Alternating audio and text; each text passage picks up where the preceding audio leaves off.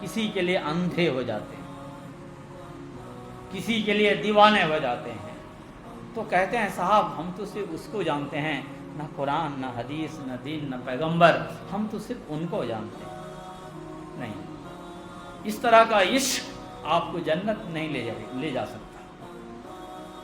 آپ یہ کہیے کہ یہ صحاب اگر اللہ کی کتاب سے بتائیں گے، رسول اللہ صلی اللہ علیہ وسلم کی سنت سے بتائیں گے، تو صاحب یہی ہمارا دین ہے، ہمارا مربی، ہمارا مرشد، ہمارا فلاں اگر ہمیں بہکا رہا ہے تو ہم ان کے زر خرید غلام نہیں۔ جب آدمی مومن کا یہ مقصد ہو جائے اور یہ نظریہ ہو جائے تو دنیا کا کوئی رہزن وَلَقَدْ آتَيْنَا مُوسَى الْكِتَابَ وَقَفَّيْنَا مِن بَعْدِهِ بِالرُّسُلِ، اور بے شک ہم نے موسیٰ کو کتاب دی اور ان کے بعد لگاتار رسول بھیجے۔ وَآتَيْنَا عِيسَى ابْنَ مَرْيَمَ الْبَيِّنَاتِ، اور ہم نے عیسیٰ ابن مریم کو واضح دلیلیں دیں۔ وَأَيَّدْنَاهُ بِرُوحِ الْقُدُسِ، اور ہم نے روح القدس سے ان کی تائید کی۔ أَفَكُلَّمَا جَاءَكُمْ رَسُولٌ بِمَا لَا تَهْوَىٰ أَنفُسُكُمُ اسْتَكْبَرْتُمْ، تو کیا ہر بار ایسا نہیں ہوا کہ جب بھی رسول تمہارے پاس پیغام لے کر آیا جو تمہاری مرضی کا نہ تھا تو تم نے تکبر کیا، رسولوں کے ایک گروہ کی تم نے تکذیب کی اور ایک گروہ کو تم قتل کرتے تھے۔ وَقَالُوا قُلُوبُنَا غُلْفٌ، اور یہود نے کہا ہمارے دلوں پر غلاف ہیں۔ بل لعنہم اللہ بکفرہم، بلکہ ان کے کفر کی وجہ سے اللہ نے ان پہ لعنت فرمائی ہے۔ فقلیلا ما یؤمنون، سو ان میں سے بہت تھوڑے ایمان لاتے ہیں۔ اللہ کی کتاب، اللہ عز و جل کا ہزارہا احسان، نوازش، عنایت اور شکر کہ ہمیں اس نے اپنی مقدس، مبارک اور آخری کتاب عطا کی ہے۔ آپ اس کتاب پر اس کی مہربانی، اس کی بخشش، اس کی عطا کا جتنا بھی شکر ادا کریں کم ہے۔ آج اس دور میں ہم ہیں، میڈیکل سائنس نے، طبی نظام نے بڑی ترقی کی ہے۔ سمجھدار لوگ وہ گاہے بگاہے اپنے جسم کا، اپنی شریر کا جانچ کراتے رہتے ہیں۔ انہیں اگر کوئی کمی، کوئی فالٹ نظر آتا ہے تو وقت سے پہلے اس کا علاج کر لیتے ہیں تاکہ آنے والی مصیبت، آنے والی تکلیف اور آنے والے جھٹکے سے نجات مل سکے۔ اور اچھی چیز ہے، آپ اپنا جانچ کرائیے، اپنی صحت کا خیال رکھیے۔ اسلام اپنی صحت کا بہت زیادہ خیال رکھتا ہے اور صحت کا حکم دیتا ہے، اور بلکہ اسلام کی بہت سی عبادتوں میں یہ راز کار فرما ہے کہ اس کا تعلق صحت سے ہے، تندرستی سے ہے۔ اس سلسلے میں آپ نے بارہا گفتگو سنی ہے۔ جس طرح جسم کی صحت کو، تندرستی کو برقرار رکھنے کے لیے آدمی کو جاگرک ہونا ضروری ہے، بیدار رہنا، حساس ہونا ضروری ہے، اسی طرح روح کی بیماریوں کو قبل از وقت جان لینا، آنے سے پہلے اس سے باخبر ہو جانا اور اس کے علاج میں لگ جانا، یہ سمجھداری بھی ہے، عقل مندی بھی ہے، دینداری بھی ہے۔ اور روح کی بیماری ایسی بری بیماری ہے کہ وہ دکھتی کم ہے، یا انہیں دکھتی ہے جنہیں اللہ نے بصیرت عطا کی ہے، جنہیں اللہ نے بصیرت عطا کی ہے، اندر کی آنکھ دکھتی ہے۔ یہ جو ظاہری آنکھ ہے یہ ظاہری چیزوں کو دیکھتی ہے، اور اندرونی بیماریوں کو، اندرونی آنکھ، اس کو ہم بصیرت کہتے ہیں، مومن کی فراست کہتے ہیں، وہ دیکھتی ہے کہ کمی کیا ہے۔ آج کی جو آیتیں ہیں وہ اس سلسلے میں ہمارے آنکھوں سے پردہ ہٹانے والی اور ہماری ان بیماریوں سے ہمیں باخبر کرنے والی۔ اللہ عز و جل فرماتا ہے وَلَقَدْ آتَيْنَا مُوسَى الْكِتَابَ، اور بے شک ہم نے موسیٰ کو کتاب دی، اور ان کے بعد لگاتار ہم نے رسول بھیجے۔ وَآتَيْنَا عِيسَى ابْنَ مَرْيَمَ الْبَيِّنَاتِ، اور ہم نے عیسیٰ کو روشن نشانیاں عطا کی۔ وَأَيَّدْنَاهُ بِرُوحِ الْقُدُسِ، اور ہم نے ان کی مدد کی جبریل علیہ السلام سے۔ أَفَكُلَّمَا جَاءَكُمْ رَسُولٌ بِمَا لَا تَهْوَىٰ أَنفُسُكُمُ اسْتَكْبَرْتُمْ، تو کیا ہر بار ایسا نہیں ہوا کہ جب بھی رسول تمہارے پاس پیغام لے کر آیا جو تمہاری مرضی کا نہیں تھا، تو تم میں کا ایک گروہ نے نبیوں کو جھٹلایا اور نبیوں کی ایک جماعت کو تم نے قتل کر ڈالا۔ بنی اسرائیل کی باتیں لگاتار چل رہی ہیں، اسی میں ہمارے لیے علاج بھی ہے اور اسی میں ہمیں بیماری ڈھونڈنی بھی ہے۔ بنی اسرائیل کی ایک فطرت بتائی گئی، بنی اسرائیل پر اللہ نے جو احسانات کیے، ایک احسان بتایا کہ ہم نے بنی اسرائیل کو یتیم نہیں چھوڑا، بے یار و مددگار کے نہیں چھوڑا، بغیر رہبر و رہنما کے نہیں چھوڑا، ہمیشہ ہم نے ان کی رہبری کی اور موسیٰ کو بھیجا، اور موسیٰ کے بعد ہم نے یہ سلسلہ ٹوٹنے نہیں دیا کہ ایک نبی کے جانے سے پہلے دوسرے نبی تشریف لے آتے تھے، ایک نبی کے انتقال سے پہلے دوسرے نبی آ جاتے تھے، اور نبی کی اگر رہبری ہو، نبی کی دیکھ ریکھ ہو، نبی کی نگہبانی ہو، نبی کی سرپرستی ہو، تو قوم کے بھٹکنے کا سوال نہیں ہوتا۔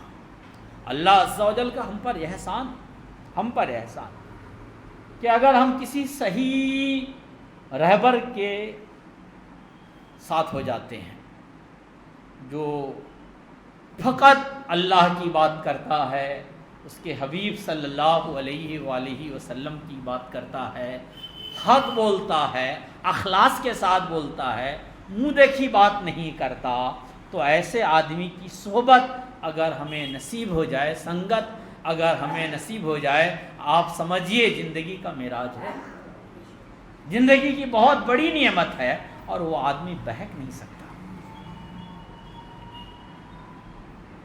بنی اسرائیل پر اللہ کا احسان تو تھا کہ وہ نبیوں کا سلسلہ چلتا رہتا تھا، مگر یہ قوم ایسی گئی گزری تھی کہ نبیوں کی موجودگی میں بھی شرارت، فتنے اور گندی حرکتوں سے باز نہیں آتی تھی۔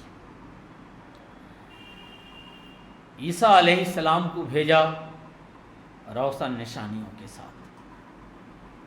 ہوتا یوں تھا کہ جیسے موسیٰ علیہ السلام کو رب نے بھیجا اور کتاب دی تورات، موسیٰ علیہ السلام کے بعد نبیوں کی ایک بہت بڑی جماعت آئی جو صرف لوگوں کو تورات کے حکم کے مطابق چلنے کا حکم دیتے تھے۔ جیسے آج ہم آپ کے سامنے کھڑے ہوتے ہیں تو ہم میں سے کوئی ہو، کسی قبیلے کا ہو، کسی خاندان کا ہو، کوئی باپ، بڑے باپ کا بیٹا ہو یا غریب باپ کا بیٹا ہو، کوئی بھی ہو، جیسا بھی ہو، لیکن جو وہ یہاں کھڑا ہوتا ہے تو اس کو بات اللہ کی کرنی ہوتی ہے، اللہ کے نبی کی کرنی ہوتی ہے، قرآن مقدس کی بات کرنی ہوتی ہے، یا حدیث مصطفیٰ علیہ تحیت و ثنا کی بات کرنی ہوتی ہے۔ موسیٰ علیہ السلام کے بعد جتنے نبی آئے سب کو بات کرنی ہوتی تھی تورات کی، مگر اس کے باوجود بھی یہ لوگ ان کے پیچھے پڑ جاتے تھے۔ عیسیٰ علیہ السلام کو جب رب نے بھیجا تو ان میں جو بہت سی کمیاں پیدا ہو گئی تھیں، یا بہت سی چیزوں کو جو اللہ نے اس سے پہلے حرام کیا تھا یا کئی چیزوں کو حلال کیا تھا، وہ کچھ چیزوں کو حرام کرنا چاہتا تھا، کچھ چیزوں کو حلال کرنا چاہتا تھا، کچھ سختیاں دور کرنا چاہتا تھا. تو تورات کے بعد انجیل ایک نیا نظام کے ساتھ اور نئے طور طریقے اور نئے احکامات کے ساتھ آئے. ایسی صورت میں عیسیٰ علیہ السلام کو بنی اسرائیل کا تسلیم کر لینا یہ آسان کام نہیں تھا. اس لیے اللہ عز و جل نے عیسیٰ علیہ السلام کو بنی اسرائیل مان لے ایسی روشن نشانیاں عطا کر دیں جو کسی انسان کے بس کا نہیں تھا سوائے نبی و پیغمبر کے. وہ کیا تھی؟ روح القدس سے مدد کی. یعنی جبریل علیہ السلام کو اللہ عز و جل نے عیسیٰ علیہ السلام کے لیے لگا دیا کہ یہ آپ کی تائید کریں گے، یہ آپ کی مدد کریں گے. آپ عیسیٰ علیہ السلام کی کہانی پڑھیے، جبریل علیہ السلام کو ہر مقام پہ پائیں گے. اور عیسیٰ علیہ السلام کو اللہ عز و جل نے ایسے معجزات عطا کیے کہ ماں کے پیٹ سے بھی اگر کوئی اندھا پیدا ہوا ہے اور آپ آنکھ پہ ہاتھ رکھ دیں اور کہیں اللہ شفا دے دے تو بے شک میرا رب شفا دے دیتا تھا. اور کوئی ایسا بیمار ہو جائے جس کا علاج دنیا کے طبیبوں کے پاس نہ ہو اور عیسیٰ علیہ السلام پھونک دیں، دم کر دیں اور اللہ عز و جل اس بیماری کو دور کر دے. گویا عیسیٰ علیہ السلام کا یہ معجزہ لوگوں کو یہ سبق دے رہا تھا کہ لوگوں، میں تم جیسا طبیب نہیں، تم جیسا ڈاکٹر نہیں، تم جیسا عام بشر اور عام انسان نہیں، بلکہ اللہ کا پیغمبر اور روح اللہ اور کلمت اللہ ہوں. مگر عیسیٰ علیہ السلام جب تشریف لائے تو بنی اسرائیل بفر گئے. بجائے ہاتھوں ہاتھ لینے کے، بجائے ان کی اتباع اور پیروی کرنے کی، ان کی نصیحتوں کو ماننے اور اپنے آپ کو خدائے عز و جل کے نزدیک کرنے کے، ان بدبختوں نے کیا کیا؟ عیسیٰ علیہ السلام پر الزامات لگانے شروع کر دیے. عیسیٰ علیہ السلام پر الزامات لگانے شروع کیے. اور اس سے پہلے انہوں نے کئی نبیوں کو جھٹلایا تھا، کئی نبیوں کو قتل کیا تھا. زکریا علیہ السلام کو قتل کر دیا، یحییٰ علیہ السلام کو قتل کر دیا اور عیسیٰ علیہ السلام کو قتل کرنے کی پوری کوشش کی، مگر اللہ نہیں چاہتا تھا، کامیاب نہیں ہو سکے. لیکن گھیر لیا تھا، محاصرے میں لے لیا تھا. گھر کے اندر رہتے عیسیٰ علیہ السلام گئے اور اللہ عز و جل نے اپنی قدرت دکھائی، ان کو آسمان کی طرف اٹھا لیا. یہ کر کون رہے تھے؟ کوئی کافر نہیں، کوئی مشرک نہیں، وہ لوگ جو نبیوں کا کلمہ پڑھنے والے، وہ لوگ جو اللہ کو یہ ماننے والے، یہ انہی لوگوں کی حرکت تھی. اب آپ کہیے اس میں ہمارے لیے کیا ہے؟ ہم ایک آیت اور پڑھتے ہیں پھر بتاتے ہیں. وَقَالُوا قُلُوبُنَا غُلْفٌ، اور یہود نے کہا ہمارے دلوں پر غلاف ہیں. اب بات نبی کریم صلی اللہ علیہ وسلم تک آ گئی. ابھی تک جو باتیں تھیں وہ آپس میں ان کی باتیں تھیں. ان کو بتایا تو جا رہا تھا کہ ایک آخری پیغمبر آنے والے ہیں جن کا نام احمد ہے. مگر جب محمد رسول اللہ صلی اللہ علیہ وسلم آ گئے اور ان کو دعوت اسلام دی گئی، قرآن کی دعوت دی گئی، تو وہ کہنے لگے قالوا قلوبنا غلف، ہمارا دل محفوظ ہے، ہمارے دلوں میں غلاف ہے. ہمارے بزرگوں نے ہمارے دلوں میں وہ چیزیں بھر دی ہیں کہ یہاں وہاں سے ادھر ادھر سے کسی کی ضرورت نہیں ہے. تو اللہ نے فرمایا اگر ایسا ہے تو فریقاً کذبتم و فریقاً تقتلون، تم میں سے ایک گروہ کچھ نبیوں کو قتل کرتے تھے اور کچھ نبیوں کو جھٹلاتے تھے. ایسا کیوں کرتے تھے اگر تم اپنے پیغمبروں اور نبیوں کو مانتے تھے؟ بل لعنہم اللہ بکفرہم، بلکہ اللہ نے تمہارے دلوں میں لعنت بھیجی ہے تمہارے انکار اور سرکشی کی وجہ سے. فقلیلا ما یؤمنون، تو تم ایمان لانے والے نہیں ہو مگر تھوڑے. اس میں ہمارے لیے سبق یہ ہے کہ ہم بھی کبھی کسی کے لیے اندھے ہو جاتے ہیں، کسی کے لیے دیوانے ہو جاتے ہیں، تو کہتے ہیں صاحب ہم تو صرف اس کو جانتے ہیں نہ قرآن، نہ حدیث، نہ دین، نہ پیغمبر، ہم تو صرف ان کو جانتے ہیں. نہیں، اس طرح کا عشق آپ کو جنت نہیں لے جا سکتا. آپ یہ کہیے کہ یہ صحاب اگر اللہ کی کتاب سے بتائیں گے، رسول اللہ صلی اللہ علیہ وسلم کی سنت سے بتائیں گے، تو صحاب یہی ہمارا دین ہے، ہمارا مربی، ہمارا مرشد، ہمارا فلاں اگر ہمیں بہکا رہا ہے تو ہم ان کے زر خرید غلام نہیں. جب آدمی مومن کا یہ مقصد ہو جائے اور یہ نظریہ ہو جائے تو دنیا کا کوئی رہزن ہم پر ڈاکہ نہیں ڈال سکتا. لیکن بدقسمتی سے ہوتا یہی ہے، جیسے بنی اسرائیل کے لوگ نبیوں کو بھی انکار کر دیتے تھے، ویسے ہم بھی کسی کا گردیدہ، کسی کا دیوانہ ہو کر اللہ کے احکامات اور رسول اللہ صلی اللہ علیہ وسلم کی سنتوں کو پس پشت پھینک دیتے ہیں اور کہتے ہیں کہ صاحب ہم تو فلاں کے چاہنے والے ہیں، ہم تو فلاں سے تعلق رکھتے ہیں، ہم پر تو فلاں کا رنگ چڑھا ہوا ہے. نہیں صاحب، یہی بات تو انہوں نے بھی کہا تھا، وہ قالوا قلوبنا غلف، ہمارے دلوں میں غلف ہے، پردہ چڑھا ہوا ہے، کوئی چیز اثر نہیں کر سکتا. لیکن رب کریم نے فرما دیا بل لعنہم اللہ بکفرہم، بلکہ اللہ نے لعنت کی ہے تمہارے دلوں پر، تمہاری سرکشی کی وجہ سے، کفر کی وجہ سے. فقلیلا ما یؤمنون.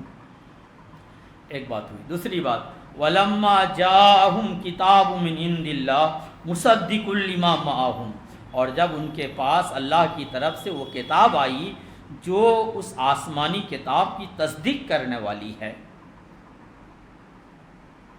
وَكَانُوا مِن قَبْلُ يَسْتَفْتِحُونَ عَلَى الَّذِينَ كَفَرُوا، جو ان کے پاس ہے اور وہ اس سے پہلے اس نبی کے وسیلہ سے کفار کے خلاف فتح کی دعا کرتے تھے. فَلَمَّا جَاءَهُمْ عَرَفُوا كَفَرُوا بِهِ، اور جب ان کے پاس وہ آ گئے جن کو وہ جان اور پہچان چکے تھے تو انہوں نے ان کے ساتھ کفر کیا، سو کافروں پر اللہ کی لعنت ہے. بات کیا ہوئی کہ بنی اسرائیل کو شروع سے تعلیم دی جا رہی تھی کہ آخری پیغمبر جو ہوں گے ان کے پاس ان سے جو بھی ملاقات کرے وہ اسلام قبول کر لے، اور ان کی سنگت میں، صحبت میں جو بھی بیٹھے گا وہ بدبخت نہیں ہوگا. ان کی سنگت میں، ان کی صحبت میں بیٹھنے والا اللہ کی نعمتوں سے محروم نہیں ہوگا، بلکہ اللہ عز و جل کے محبوبوں میں ہوگا. یہ باتیں انہیں پہلے بتائی جا چکی تھی. اب جب رسول اللہ صلی اللہ علیہ وسلم تشریف لے آئے اور اللہ کی کتاب قرآن کے ساتھ آئے، اور قرآن وہ کتاب ہے جو تورات کا انکار نہیں کرتا بلکہ تورات کی تصدیق کرتا ہے، تورات کو مانتا ہے. اگر آپ کے ہمارے باپ دادوں میں کوئی بڑے بزرگ تھے، اللہ والے تھے، اس کے بعد ہم میں سے کوئی آپ کے سامنے کھڑا ہوا اور وہ کہنے لگا وہ تو اچھے لوگ نہیں تھے، ایسے تھے ویسے تھے، تو یہ بات ہضم ہونے والی نہیں ہے، کیونکہ صاحب وہ تو اللہ کی باتیں کرتے تھے. لیکن اگر ہم میں سے ہمارے سامنے کوئی کھڑا ہو اور کہے کہ نہیں صاحب وہ لوگ جو تھے جو آپ کے باپ دادوں میں ہیں وہ بڑے شریف لوگ تھے، بڑے نیک لوگ تھے، وہ جب بھی بات کرتے تھے اللہ کی کتاب کی بات کرتے تھے، اور وہ جب بھی راستہ بتاتے تھے تو اللہ کا راستہ بتاتے تھے، تو آپ کو اس آدمی کو ماننا چاہیے. جیسے آج ہم کہتے ہیں ہمارے علاقے میں برہان ملت رحمۃ اللہ علیہ ایک باوقار عالم دین گزرے، باوقار عالم دین جن کو قرآن کا علم تھا، حدیث کا علم تھا. آپ نے ان کی زندگی کو قریب سے دیکھا ہے، آپ کے باپ دادوں نے دیکھا ہے، اور ان کی کتابوں کو ہم لوگوں نے دیکھا ہے. مگر ستم یہ ہے کہ آج اگر ان کی کتاب کی بات، انہوں نے جو تحریر کی ہے وہ بات بولتے ہوئے ہمیں ڈر لگتا ہے. ان کی بات، ان کی لکھی ہوئی بات ہمیں بولتے ہوئے ڈر لگتا ہے. کیوں؟ اس لیے کہ ہم میں سے کوئی کیا سمجھ جائے گا. اور جیسے بنی اسرائیل میں قتل ہوتا تھا ویسے شاید قتل نہ ہو لیکن فتویٰ تو لگ جائے، الزام لگ جائے، وہاں بیٹھتا ہے، وہاں جاتا ہے، یہ کرتا ہے، وہ کرتا ہے، اور مقصد وہ نہیں کہ اس میں کچھ کیا ہوگا، فقط اس لیے کہ اس کو بدنام کر دو تاکہ اس کی بات نہ چلے. حالانکہ ہم تو کہتے ہیں کہ برہان ملت کا جو راستہ تھا وہ ہمارا راستہ. تو اگر اسی طرح نبی کریم صلی اللہ علیہ وسلم جب آئے تو آپ نے فرمایا یہ جو اللہ نے ہمیں قرآن دیا ہے یہ تورات کا انکار نہیں کرتا، یہ انجیل کا انکار نہیں کرتا، یہ زبور کا انکار نہیں کرتا، کیونکہ زبور بھی اللہ کی کتاب ہے، تورات بھی اللہ کی کتاب ہے، انجیل بھی اللہ کی کتاب ہے، اور یہ اللہ کی آخری کتاب ہے، یہ کتاب ان ساری کتابوں کی ماننے والی ہے۔ کانوا من قبل یستفتحون علی الذین کفروا، اور اس بنی اسرائیل کو ہمارے پیغمبروں نے، موسیٰ علیہ السلام اور دیگر نبیوں نے سکھایا تھا کہ جب تم پر کوئی کٹھن وقت آ جائے، مشکل میں پھنس جاؤ اور پریشان حال ہو جاؤ، تو تم آنے والے نبی کے سہارے اپنے رب کو پکارنا، تو اللہ تعالیٰ تمہاری دعاؤں کو قبول کر لے گا، ہے نا۔ ہم لوگ وسیلہ کو ناجائز یا حرام نہیں کہتے، ہم جائز کہنے والے لوگ ہیں۔ حضرت موسیٰ علیہ السلام، حضرت عمر فاروق رضی اللہ تعالیٰ عنہ اپنے دور میں کال آ گیا، قحط آئی، بارش کئی سال سے نہیں ہوئی، کھانے پینے کے لالے پڑ گئے، تو آپ حضرت عباس رضی اللہ تعالیٰ عنہ کو آگے کیے اور کہا اے میرے رب، جب تیرے نبی تھے تو ہم تیرے نبی کے سہارے تجھ کو پکارتے تھے، تیرے نبی کے وسیلہ سے تجھے پکارتے تھے، اور اب ہم تیرے نبی کے ابا جان اور چچا جان کو آگے کیے ہیں، اے اللہ ان کے چچا کے صدقے ہم پر بارش برسا دے۔ تو اللہ عز و جل نے بارش برسائی۔ وسیلہ کو ہم جائز مانتے ہیں۔ یہ بنی اسرائیل جب دشمنوں سے جن کا جنگ ہوتا، خاص طور سے مدینہ کی جو آپ اگر جغرافیہ دیکھیں نا، مدینہ میں جو لوگ بسے ہوئے تھے ان میں سے 5 قبیلہ بڑا طاقتور تھا۔ ایک کا نام تھا اوس، دوسرے کا نام تھا خزرج، تیسرے کا نام تھا قنقا، چوتھے کا نام تھا نودیر، اور 5واں کا نام تھا قریظہ۔ یہ بنی قریظہ، بنو قنقا اور بنو نودیر یہ 3 یہودی قبیلے تھے، اور اوس اور خزرج یہ دونوں مشرک قبیلہ تھے، اور یہ تینوں قبیلہ ایک ساتھ ہوتے تھے، اور یہ دونوں قبیلہ ایک ساتھ عموماً یہودیوں کی اور مشرکوں کی جنگ اور لڑائی چلتی رہتی تھی۔ تو یہ دھمکی دیتے تھے کہ آنے والے پیغمبر آئیں گے تو ان کے صدقے، ان کے سہارے ہم تم پر فتح یاب ہو جائیں گے، اور جب کسی جنگ میں شکست کھانے کی نوبت آ جاتی تو یہ اللہ سے دعا کرتے ہیں اللہ وہ جو نبی آنے والے ہیں ان کے صدقے ہمیں جنگ جیتنے کی توفیق دے، ہمیں کامیابی کرے۔ اللہ کامیاب کر دیتا تھا۔ اسی بات کو اللہ تعالیٰ اپنی کتاب میں کہتا ہے، وہ کانوا من قبل یستفتحون علی الذین کفروا، اور وہ اس سے پہلے اس نبی کے وسیلہ سے کفار کے خلاف دعا کرتے تھے۔ فلما جاءہم ما عرفوا کفروا بہ، اور جب ان کے پاس وہ آ گئے جن کو وہ جان اور پہچان چکے تھے، یعنی محمد رسول اللہ صلی اللہ علیہ وسلم جب ان کے پاس آ گئے، ان کو وہ جان بھی رہے تھے، پہچان بھی رہے تھے، فَكَفَرُوا بِهِ، تو انہوں نے ان کا انکار کر دیا۔ اور کس طرح پہچانتے تھے؟ اللہ نے قرآن کی ایک دوسری آیت میں کہا يَعْرِفُونَهُ كَمَا يَعْرِفُونَ أَبْنَاءَهُمْ، یہ نبی کریم صلی اللہ علیہ وسلم کو بطور نبی ایسا پہچانتے تھے جیسا باپ اپنے بیٹے کو پہچانا کرتا ہے، جیسا باپ اپنے بیٹے کو پہچانا کرتا ہے، وہ نبی آخر الزمان صلی اللہ علیہ وسلم کو اسی طرح پہچانتے تھے کہ بے شک یہ اللہ کے نبی ہیں، اس کے باوجود بھی ان کے دل میں جنگ لگ چکا تھا۔ اور انہوں نے جو پہلے نبیوں کو قتل کرنے کی کوشش کی تھی سو کی تھی محمد رسول اللہ صلی اللہ علیہ وآلہ وسلم کو بھی انہوں نے قتل کرنے کی سازش کی۔ بنو نودیر ایک قبیلے کا نام ہے، یہودی قبیلہ ہے، اس کے ایک آدمی نے ایک مسلمان کو قتل کر دیا۔ نبی محترم صلی اللہ علیہ وآلہ وسلم نے فرمایا ان کی خون کا بدلہ دو، خون بہا دو۔ انہوں نے آپ کو بلایا، آپ اور صدیق اکبر، فاروق اعظم رضی اللہ تعالیٰ عنہما اور چند صحابہ وہاں پہنچے۔ ان لوگوں نے ایک مقام پہ آپ کو بیٹھایا، اور انہوں نے پہلے سے سازش یہ کی کہ ہم لوگ اس دیوار کے کنارے بیٹھائیں گے، تم دیوار کے اوپر چلے جانا، وہاں ایک بڑا سے پتھر رکھا ہے، وہ اسے لڑکا دینا۔ تاکہ محمد اور ان کے ساتھی نعوذ باللہ من ذالک وہ ان کا کام تمام ہو جائے اور وہ اس سازش میں کامیاب ہو جاتے. نبی کریم صلی اللہ علیہ وسلم جا کے وہاں بیٹھ گئے اور اللہ عز و جل نے سیدنا جبریل علیہ السلام کو بھیجا اور محمد رسول اللہ صلی اللہ علیہ وسلم کو باخبر کیا کہ یا رسول اللہ آپ یہاں سے جلد اڑ جائیں، لوگوں کا قتل کرنے کا منصوبہ ہے. آپ وہاں سے فوراً اٹھ کے آ گئے. انہوں نے لاکھ روکنے کی کوشش کی، آپ نہ رکے. پھر چند دن گزرا، آپ نے پیغام بھیجا کہ تم نے جو حرکت کی وہ قابل معافی نہیں ہے، لیکن ہم تم سے جنگ نہیں چاہتے، صلح چاہتے ہیں، لہٰذا اپنی جو صلح ہے اس کی تجدید کر لو، دوبارہ کر لو، نئے سرے سے کر لو. انہوں نے آپ کو بلایا اور یہ کہہ کے بلایا آپ 3 سے 4 آدمی مت آئیے اور آ کر ہمارے علماء سے ڈسکس کیجئے، مناظرہ کیجئے، اگر وہ ایمان لے آئے تو ہم بھی ایمان لے آئیں گے. اور اس بار بھی ان کا نظریہ تھا کہ یہ 3 لوگ آئیں گے، راستے میں ان کو ہم ختم کر دیں گے.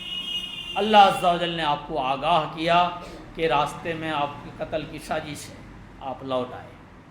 اور یہی قبیلہ جا کر خیبر میں بس گیا. اور جب نبی کریم صلی اللہ علیہ وسلم نے خیبر میں جنگ جیتی تو یہودی عورت آئی اور کہا یا رسول اللہ صلی اللہ علیہ وسلم میں چاہتی ہوں کہ آپ میری دعوت کو قبول کریں. رسول اکرم صلی اللہ علیہ وسلم اس دشمن قوم کی ضعیفہ کی بوڑھی عورت کی دلجوئی کے لیے اس کی دعوت قبول کر لی. اور اس ملعونہ عورت نے آپ کے لیے جو بکرے کا گوشت تیار کیا اس میں زہر ملا دیا. آپ اپنے چند صحابہ کے ساتھ کھانے میں شریک ہوئے اور ایک صحابی نے اس کو فوراً کھا لیا تو وہ وہیں شہید ہو گئے. اور نبی کریم صلی اللہ علیہ وسلم نے جیسے ہی منہ میں رکھا اللہ عز و جل نے آپ کو باخبر کیا کہ یا رسول اللہ اس پہ زہر ملایا گیا ہے. اور رسول اللہ صلی اللہ علیہ وسلم فرماتے تھے اپنے آخر وقت میں کہ مجھے اس زہر کا اثر ہو رہا. اسی علماء کا ایک طبقہ کہتا ہے کہ نبی کریم صلی اللہ علیہ وسلم میدان جنگ میں تو شہید نہیں ہوئے لیکن آپ کی بھی شہادت ہے، اس لیے کہ ظالموں نے دشمنوں نے آپ کو زہر دیا تھا. تو یہ جو یہودیوں کی سازشیں تھیں وہ رسول اکرم صلی اللہ علیہ وسلم کے ساتھ جاری تھی.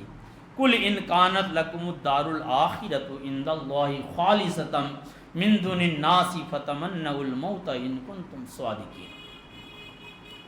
آپ کہیے کہ اگر دار آخرت اللہ کے نزدیک اور لوگوں کے بجائے خصوصیت تمہارے لیے ہے، فتمنوا الموت، تو اگر تم سچے ہو تو موت کی تمنا کرو. وَلَن يَتَمَنَّوْهُ أَبَدًا بِمَا قَدَّمَتْ أَيْدِيهِمْ وَاللَّهُ عَلِيمٌ بِالظَّالِمِينَ. اور جو اعمال وہ پہلے کر چکے ہیں ان کی وجہ سے وہ موت کی ہرگز تمنا نہیں کریں گے اور اللہ ظالموں کو خوب جانتا ہے. وہ ڈینگیں مارتے تھے کہ صاحب ایسا ہے آپ ہمارا چھوڑ دو، ہم لوگ جنتی لوگ ہیں.